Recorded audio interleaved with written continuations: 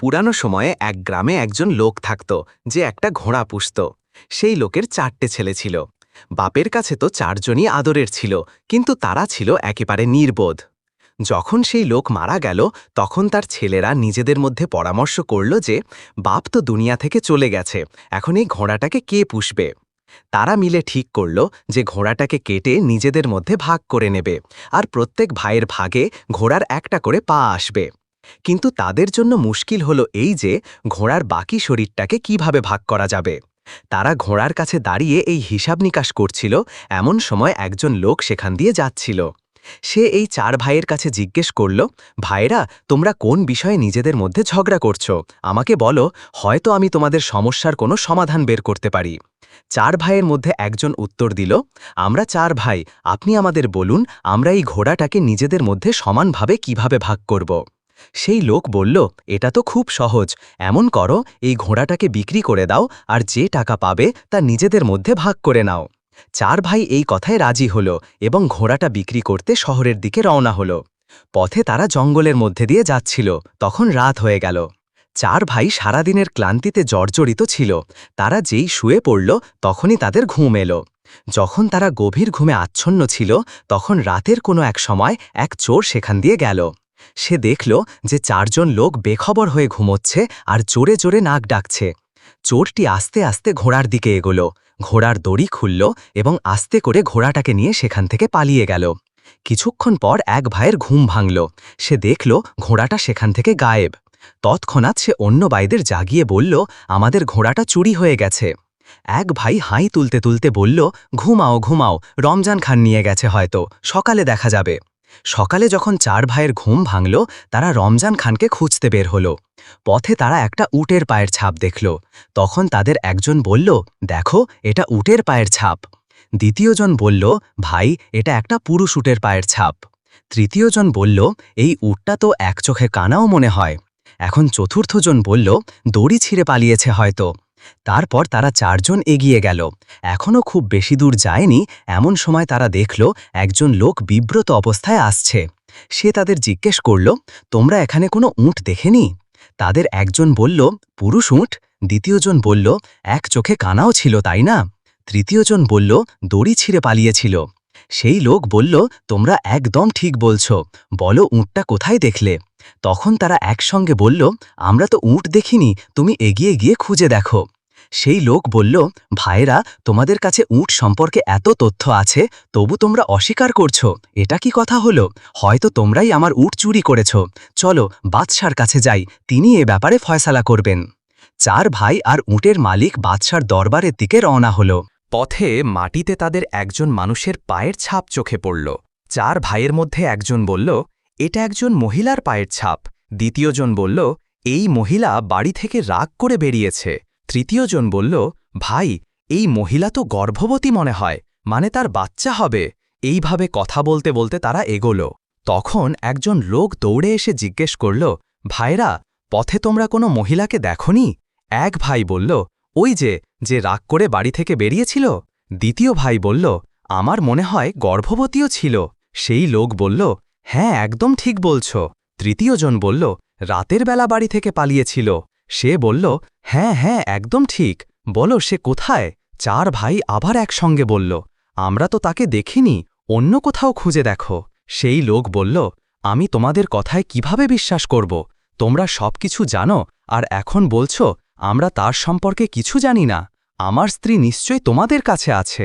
ভাইরা বলতে লাগল, যদি তুমি আমাদের ওপর সন্দেহ করো এবং আমাদের কথায় বিশ্বাস না করো, তাহলে চলো আমাদের সঙ্গে বাদশার কাছে, তিনি এই মামলার ফয়সালা করবেন। এখন সেই লোকও তাদের সঙ্গে চলতে লাগল।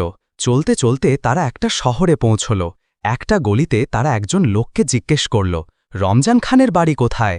সে পাশের বাড়ির দিকে ইশারা করল। ঠিক তখনই একটা বাড়ি থেকে একজন লোক বেরিয়ে এসে বলল, রমজান খান আমি, বলো কি ব্যাপার? ভাইরা বলল, কাল রাতে তুমি আমাদের ঘোড়াটা নিয়ে গেছিলে, সেটা আমাদের ফিরিয়ে দাও। রমজান খান বলল, আমি তো আমার বাড়িতে আছি, তোমরা পাগল নাকি বোকা? আমি কিভাবে তোমাদের ঘোড়া নিয়ে যাব? ভাইরা বলল, যদি তুমি অস্বীকার করো, তাহলে চলো বাদশার কাছে যাই। এখন এরা সবাই বাদশার দরবারে পৌঁছল। বাদশা তাদের জিজ্ঞেস করল, তোমরা এখানে কেন এসেছ? কি ব্যাপার? তারা বলল, আমরা ইনসাফের জন্য বাদশার দরবারে হাজির হয়েছি। তারপর সবাই একে একে বাদশাকে পুরো ঘটনা বলল। উটের মালিক বলল, জনাব, এরা আগে আমার হারানো উট সম্পর্কে সব কথা ঠিকঠাক বলেছে, আর তারপর বলছে আমরা তাকে দেখেনি, উট চুরি করেছে নিশ্চয়ই এরাই, আমি ইনসাফ চাই। দ্বিতীয় লোক বলল, আমার স্ত্রী রাতে বাড়ি থেকে বেরিয়েছে, আর এরা তার সম্পর্কে একদম সঠিক তথ্য দিয়েছে, কিন্তু বলছে আমরা তাকে দেখিনি, আমার স্ত্রীকে অপহরণ করেছে এই 4 জনই, আর কেউ না। বাদশাহ 4 ভাইকে জিজ্ঞেস করলেন, তোমরা নিজেদের পক্ষে কি বলতে চাও? ভাইয়েরা উত্তর দিল, হুজুর, আমাদের কথা আগে মনোযোগ দিয়ে শুনুন, রাতে রমজান খান আমাদের ঘোড়া চুরি করেছে। এইটুকু বলতেই রমজান খান বলল, হুজুর, এই ব্যাপারে আমার কোনো জ্ঞান নেই, এরা আমাকে বিনা কারণে ধরে এনেছে। এখন বাদশাহ 4 ভাইকে জিজ্ঞেস করলেন, বলো, যখন রমজান খান ঘোড়া চুরি করে নিয়ে যাচ্ছিল তখন তোমাদের কেউ কি তাকে দেখেছে? ভাইরা বলল, হুজুর, আমাদের কেউ তাকে দেখেনি। তখন বাদশাহ রেগে বললেন, যখন তোমরা তাকে দেখায়নি তাহলে তার উপর মিথ্যে অপবাদ কেন লাগাচ্ছ? আর এই যে অন্য লোকেরা তোমাদের বিরুদ্ধে মামলায় অভিযুক্ত করছে, তার জন্যে তোমরা কি বলতে চাও? এই 4 নির্বোধ ভাই বলল, হুজুর, এরা আমাদের উপর মিথ্যে অপবাদ লাগাচ্ছে, আমরা অপরাধী নই, আসলে আমরা অদৃশ্য জ্ঞান জানি, আমাদের সবকিছু এই জ্ঞানের মাধ্যমে জানা যায়। বাদশাহ বললেন, যদি তাই হয় তবে আমি তোমাদের পরীক্ষা নেব এবং দেখব তোমরা সত্যিই অদৃশ্য জ্ঞান জানো নাকি গল্প বানাচ্ছ। এর জন্য আমি একটা জিনিস আরেকটা জিনিসের মধ্যে লুকিয়ে রাখব। যদি তোমরা সঠিকভাবে বলতে পারো তাহলে আমি বুঝব তোমরা সত্যি অদৃশ্য জ্ঞান জানো এবং নির্দোষ। তারপর বাদশাহ একটা আনার আনালেন এবং তাকে একটা সিন্ধুকে বন্ধ করে তাদের জিজ্ঞেস করলেন, বলো, এই সিন্ধুকের ভেতর কি জিনিস আছে? 4 ভাই একে অপরের মুখের দিকে তাকাতে লাগল। সবচেয়ে বড় ভাই বলল, কোনো গোল গোল জিনিস আছে। দ্বিতীয় ভাই বলল, এর মাথায় একটা ছোট মুকুটও আছে। তৃতীয় জন বলল, এর বীজে দানা দানা আছে। চতুর্থ জন বলল, কেন বলছো না, সিন্ধুকে আনার আছে। এখন বাদশার বিশ্বাস হল যে এই ভাইয়েরা সত্যবাদী এবং তারা অদৃশ্য জ্ঞান জানে। বাদশাহ রমজান খানকে বললেন, এই ভাইদের ঘোড়া ফিরিয়ে দাও, নয়তো এর দাম দাও। আর অন্যদের বললেন, যাও, তুমি তোমার উট আর তুমি তোমার স্ত্রীকে খুঁজে বের করো, কারণ এই ভাইরা সত্যি অদৃশ্য জ্ঞান জানে। রমজান খানের কাছ থেকে ঘোড়ার দাম আদায় করে 4 ভাই সেই টাকায় ভেড়া ছাগল কিনল এবং নিজেদের গ্রামের দিকে রওনা হল। দুপুরের সময় তারা একটা জঙ্গলে পৌঁছল। সেখানে গাছের ছায়া ছিল আর ঠান্ডা ঠান্ডা হাওয়া বইছিল। 4 ভাই ক্লান্তিতে ভেঙে পড়েছিল, তাই তারা সেখানেই বেখবর হয়ে ঘুমিয়ে পড়ল। যখন এক ভাইয়ের ঘুম ভাঙল, সে দেখল একটা ছাগলের বাচ্চা গাছে উঠে আছে আর ভেড়াগুলো জাবর কাটছে, মুখ হেলাচ্ছে। সে তার ভাইদের বলল, চুপচাপ ওঠো। ভাইরা জিজ্ঞাসা করল, কেন, কি হলো? সে বলল, ছাগলগুলো লাঠি ভাঙছে আর ভেড়াগুলো আমাদের মারার জন্যে পরামর্শ করছে। 4 ভাই সেখান থেকে পালিয়ে গেল এবং ভেড়া ছাগলগুলোকে সেখানেই ফেলে রাখল। একটা ভেড়া তাদের পেছনে পেছনে দৌড়াল। তখন এক ভাই পাথর তুলে ভেড়ার ওপর ছুঁড়ে মারল, এখন যত তাড়াতাড়ি সম্ভব এখান থেকে পালাও। যখন তারা অনেকক্ষণ ধরে দৌড়াল তখন ক্লান্ত হয়ে গেল আর তাদের নিঃশ্বাস ফুলে উঠল। দৌড়াতে দৌড়াতে তারা থামল। একজন বলল, গুনো, দেখি আমরা সবাই ঠিক আছি কিনা। এই বলে চতুর্থ ভাই গুনতে শুরু করল, কিন্তু নিজেকে গুনতে ভুলে গেল এবং বলল, আমরা তো 3 জন, আমাদের চতুর্থ ভাই গায়েব। দ্বিতীয়জন বলল, থাম, আমি গুনি। তারপর সে গুনতে শুরু করল, 1, 2, 3, সত্যি আমাদের চতুর্থ ভাই গায়েব। এইভাবে একে একে 4 জনই গুনল আর প্রত্যেকে নিজেকে গুনল না। তারা ভাবতে লাগল যে চতুর্থ ভাই কোথাও হারিয়ে গেছে। এই সময় একজন ঘোড়সওয়ার সেখান দিয়ে যাচ্ছিল। যখন সে এই ভাইদের এই কাণ্ড দেখল তখন বুঝল এরা একেবারে নির্বোধ। সে বলল, যদি আমি তোমাদের গুনতি ঠিক করে দিই তাহলে আমি কি পাব? ভাইরা বলল, তাহলে আমরা সবাই তোমার গোলাম হয়ে যাব, তুমি আমাদের যেখানে নিয়ে যাবে আমরা তোমার সঙ্গে যাব। ঘোড়সওয়ার প্রথমে এক ভাইয়ের হাত ধরে বলল 1, তারপর দ্বিতীয়ের হাত ধরে বলল 2, এইভাবে গুনতি শেষ করল। এতে 4 ভাই খুশি হয়ে গেল এবং বলল, আমরা আজ থেকে তোমার গোলাম। ঘোড়সওয়ার তাদের জিজ্ঞাসা করল, তোমরা এভাবে পালাচ্ছিলে কেন? তারা একসঙ্গে বলল, আমাদের ছাগলগুলো লাঠি ভাঙছিল আর ভেড়াগুলো আমাদের মারার জন্যে পরামর্শ করছিল। ঘোড়সওয়ার তাদের বলল, এখন আমার সঙ্গে চলো, যেন আমি তোমাদের ভেড়া ছাগলের সঙ্গে মিটমাট করিয়ে দিই। যখন তারা জঙ্গলের কাছে পৌঁছল, পথে সেই ভেড়াটা মরে পড়েছিল। ভাইরা বলল, এই সেই ভেড়া যে আমাদের মারার পরিকল্পনা করছিল। জঙ্গলে পৌঁছে যখন তাদের নজর ভেড়া ছাগলের ওপর পড়ল, তখন 4 ভাই ভয়ে কাঁপতে লাগল। ঘোড়সওয়ার ভেড়া ছাগলের কাছে গেল এবং প্রত্যেকের মাথায় থাপ্পড় মারল। তারপর ভাইদের বলল, এখন ভেড়া ছাগল তোমাদের কিছু বলবে না। এরপর সে বলল, চলো তুমিও আমার সঙ্গে এসো। ঘোড়সওয়ার ভেড়া ছাগল নিয়ে বাড়ি পৌঁছল।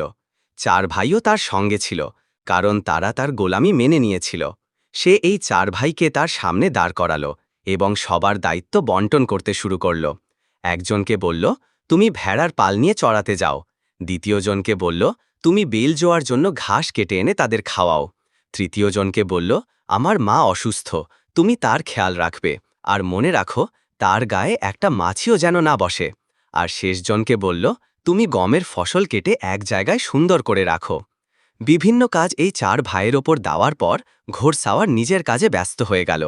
যে ভাইয়ের ওপর মাছি ওড়ানোর দায়িত্ব ছিল, সে একটা লাঠি নিয়ে বসল। যখন ঘোড়সাওয়ারের মায়ের গায়ে কোনো মাছি বসত, সে মাছিকে লাঠি দিয়ে মারত, আর বেচারি বুড়ি চিৎকার করে উঠত। 3-4টা জোরে লাঠির আঘাতের পর বুড়ি বেচারা প্রাণ হারালো এবং আল্লাহর কাছে চলে গেল। যখন সে পুরোপুরি শান্ত ও স্থির হয়ে গেল, তখন সে ভাবল বুড়ি হয়তো আরাম করছে। সে বুড়ির ওপর একটা চাদর ফেলে দিল এবং নিজে একপাশে বসে রইল। যে ভাইয়ের ওপর বেলো খাওয়ানোর দায়িত্ব ছিল, সে মনে মনে ভাবল যে এই কাজ খুব কঠিন এবং সেটা করতে পারবে না। তাই সে তৎক্ষণাৎ 2টো বেলোকে জবাই করল এবং তাদের মুখ ঘাস আর ভুসিতে গুজে দিল, যেন তারা নিজেরাই খেতে থাকে। যে ভাইয়ের ওপর গমের ফসলের দায়িত্ব ছিল, সে ভাবল এটা খুব বড় এবং কঠিন কাজ, কেননা এই দানাগুলো ভেজে ফেলি। এই ভেবে সে গমের ফসলে আগুন লাগিয়ে দিল। এখন চতুর্থ ভাই, যে ভেড়াগুলো নিয়ে গিয়েছিল, সে ভেড়া চড়াচ্ছিল। হঠাৎ সেখানে নেকড়ে এসে ভেড়াগুলোকে একে একে খেতে শুরু করল। সে ভাবল, এই গ্রামের কুকুরগুলো বেচারা কত ক্ষুধার্ত, মনে হয় তাদের মালিক তাদের খেতে কিছু দেই না। সে ভেড়াগুলোকে সেখানে ফেলে রেখে নিজে বাড়ি ফিরে এলো। দুপুরে যখন ঘোড়সওয়ার বাড়ি ফিরল, এক ভাইকে জিজ্ঞাসা করল, তুমি কি আমার মায়ের ভালোভাবে খেদমত করেছ? সেই ভাই বলল, জনাব, আপনি কি জিজ্ঞাসা করছেন? আপনি যাওয়ার পর থেকে তেও আরাম করছে। যখন ঘোড়সওয়ার চাদর তুলে দেখল, তখন তার মায়ের মুখ রক্তাক্ত ছিল এবং সে মারা গেছে। ঘোড়সওয়ার এখন কাঁদতে ধুনতে লাগল এবং ভাবল, অন্য ভাইদের খবরও নি, জানি না তারা কি কি গোলমাল করেছে। যখন সে বেলোর ভাইকে জিজ্ঞাসা করল, তুমি কি করলে? সে বলল, এখনো পর্যন্ত বেলোদের মুখ ভুসিতে ডুবিয়ে রেখেছি, যেন তাদের পেট ভালোভাবে ভরে। তারা তো নিজেরাই ঠাচ্ছে। যখন ঘোড়সওয়ার দেখল, তখন বেলোদের মাথা কাটা এবং ভুসিতে পোতা। তারপর সে ফসলের ভাইকে জিজ্ঞাসা করল, তুমি কি ফসল কাটা শেষ করেছ? সে খুশি মনে বলল, আমার মনে হলো আপনার মা বুড়ি ভালো রুটি কোথায় রান্না করবে, আমি গমটাই ভেজে দিয়েছি। যখন ঘোড়সওয়ার দেখল, তখন তার পুরো গমের ফসল পুড়ে গেছে। এখন ঘোড়সওয়ার শেষ ভাইকে জিজ্ঞাসা করল, ভেড়া ছাগল কোথায়? সে বলল, এই শহরের কুকুরগুলো খুব ক্ষুধার্ত, আজ পর্যন্ত আমি এমন ক্ষুধার্ত কুকুর দেখিনি। তারা এসে ছাগল খেতে শুরু করল। আমি তাদের খেতে দিয়েছি এবং তাদের বাধা দেওয়ার চেষ্টা করিনি। ঘোড়সওয়ার সবার কথা শুনে মাথায় হাত দিল এবং তারপর 4 জনকে ডেকে বলল, তোমরা আমাকে এমন ক্ষতি করেছ যে আমার আগের প্রজন্মও এটা মনে রাখবে। তোমরা আমার মাকে মেরে ফেলেছ এবং আমার ব্যবসা ধ্বংস করেছ। তবে তোমরা ভোলা আর বোকা, তাই আমি তোমাদের মাফ করে দিচ্ছি। এখন তোমরা এমন করো, একটা বেলচা নিয়ে কবরস্থানে যাও এবং সেখানে এমন একটা কবর তৈরি করো যা কানের সমান গভীর হবে। 4 ভাই কবর খোঁড়ার জন্য কবরস্থানে রওনা হল এবং সেখানে পৌঁছে একজন বেলচা মারল এবং দ্বিতীয় ভাই তার কান সেখানে রাখল এবং বলল, এই কবর তো কানের থেকে বড় হয়ে গেল। বাকি ভাইয়েরাও নিজেদের কান কবরের চিহ্নে রেখে বলতে লাগল, এই কবর কানের থেকে বড় হয়ে গেছে। তারা ভাবল, ঘোড়সওয়ার ইতিমধ্যে তাদের উপর রাগী, আর যদি কবর বড় হয়ে যায় তাহলে আরও বেশি রাগ করবে। তারা কবরটা সেখানে ফেলে রেখে এই ভেবে বাড়ি ফিরল যে কবর তৈরি হয়ে গেছে। ঘোড়সওয়ার অবাক হল যে এরা এত তাড়াতাড়ি ফিরল কিভাবে। সে জিজ্ঞাসা করল, তোমরা কি কবর খুঁড়লে নাকি এমনি ফিরে এলে? ভাইয়েরা বলল, জনাব, এটা কোনো কঠিন কাজ নয়, আমরা তো কবর খুঁড়ে ফিরে এসেছি। ঘোড়সওয়ার বলল, এই কাজে তো অনেক সময় লাগে, জানি না তোমরা এত তাড়াতাড়ি কিভাবে কবর খুঁড়লে। চলো আমার সঙ্গে এসো, আমাকে দেখাও। যখন তারা কবরস্থানে পৌঁছল তখন কবর খুঁজতে লাগল, কিন্তু কবরটা কোথাও চোখে পড়ল না। কবর খুঁজতে খুঁজতে অনেক সময় লাগল। অবশেষে এক ভাই বলল, জনাব, এই দেখুন, এটা কানের সমান কবর। ঘোড়সওয়ার বলল, ওরে বোকা, আমি কানের দিকে ইশারা করে গভীরতা বোঝাচ্ছিলাম, এটা তো মাত্র এক মুঠো কবর। তারপর সে বলল, তোমরা 4 ভাই যাও এবং আমার মায়ের লাশ নিয়ে এসো, আমি নিজে তার জন্য কবর খুঁড়ব। 4 ভাই গেল এবং মৃত বুড়িকে খাটে রেখে কবরস্থানের দিকে দৌড়ে এলো, কিন্তু পথে বুড়ি খাট থেকে কোথায় পড়ে গেল। কবরস্থানে পৌঁছে যখন তারা খাট রাখল তখন একে অপরের মুখের দিকে তাকাতে লাগল। ঘোড়সওয়ার জিজ্ঞেস করল, আমার মা কোথায়? তারা বলল, জনাব, আমরা লাশ নিয়ে আসছিলাম, কিন্তু সে পথে কোথায় পালিয়ে গেছে। এখন আমরা এখানে পৌঁছেছি, আমরা যা দেখেছি তা হলো খাটটা খালি। ঘোড়সওয়ার বলল, এটা কিভাবে সম্ভব যে একটা মৃত মানুষ পালিয়ে যায়? তারপর রাগে বলল, গিয়ে আমার মাকে যেভাবেই হোক খুঁজে নিয়ে এসো, নয়তো তার জায়গায় তোমাদের 4 জনকে এখানে পুঁতে দেব। 4 ভাই বুড়ির লাশ খুঁজতে যাচ্ছিল। পথে তাদের এক বুড়ি চোখে পড়ল যে কাঠ জমা করছিল। তারা বুড়িকে বলল, তুমি এখানে কাঠ জমা করছো আর ওদিকে তোমার ছেলে আমাদের জীবন্ত পুঁতে ফেলার ধমক দিচ্ছে, চলো আমাদের সঙ্গে। 4 ভাই জোর করে সেই বুড়িকে ধরে খাটে শুইয়ে কবরস্থানের দিকে রওনা হল। বেচারি বুড়ি চিৎকার করতে করতে চলল, কিন্তু ভাইয়েরা তার একটাও শোনি। কবরস্থানে পৌঁছে ঘোড়সওয়ারকে বলল, এই নাও তোমার মা, এখন এটাকে সামলাও, আমরা তো বিনা কারণে বদনামি হচ্ছি, এই এখনও আসতে চাইছিল না, আমরা জোর করে ধরে এনেছি। ঘোড়সওয়ার বুড়িকে দেখে তার কাছে ক্ষমা চাইল এবং বলল, এরা আমার মায়ের লাশ কোথায় হারিয়েছে আর তার জায়গায় তোমাকে তুলে এনেছে, আমি এর জন্য ক্ষমা চাই। এরপর ঘোড়সওয়ার নিজে গিয়ে তার মায়ের লাশ খুঁজে এনে তাকে দাফন করল। ঘোড়সওয়ার এই নির্বোধ ভাইদের বোকামি থেকে খুব বিরক্ত হয়ে গিয়েছিল, তাই সে ধাক্কা মেরে 4 জনকে বাড়ি থেকে বের করে দিল। বন্ধুরা, আশা করি আজকের এই ভিডিও তোমাদের পছন্দ হয়েছে। কমেন্টে তোমাদের মতামত জানাও এবং আমাদের চ্যানেলকে সাবস্ক্রাইব করো। ধন্যবাদ।